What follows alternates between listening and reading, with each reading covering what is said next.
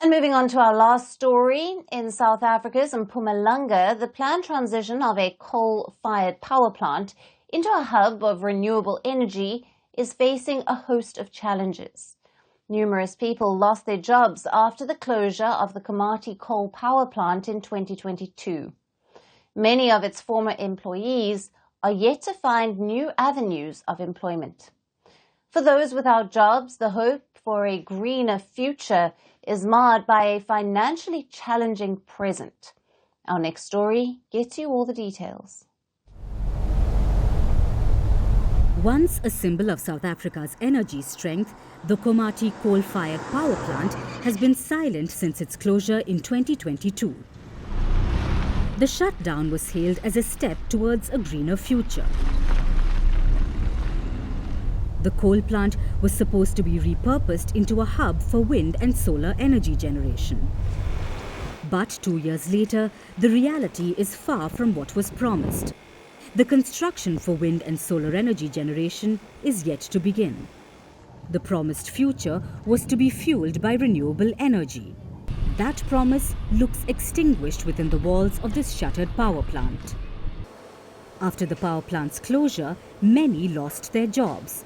And the job crisis has left the local community struggling for opportunities. The acting general manager of this facility acknowledges the challenges in transitioning from coal to renewables. Pillay notes that while there have been community engagements, not much could be done for job creation. There's been a process since then to bring the renewables on board. So, yeah, technically we should have done things earlier, so we would consider it not a success. But we've learned from that, and other stations are now applying lessons learned from Komati. With that regard, it is successful. But a few employment initiatives are managing to take root. Many are trying to find new hope through local projects. But these new projects also offer little financial succor as compared to the economic security offered by the now closed power plant.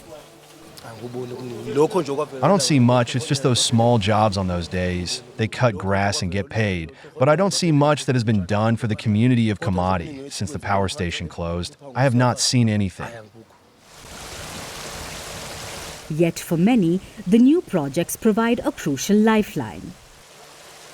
I think they are doing enough for the communities. Like myself, since I was not working, now I've got this opportunity here in the aquaponics, which is another idea they come up of in terms of job opportunities, of creating jobs opportunities. Yes.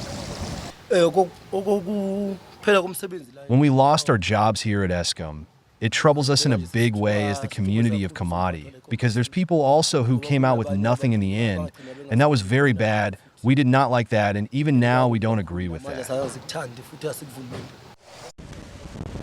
At South Africa's once mighty coal plant, uncertainty lingers about the proposed shift to solar energy.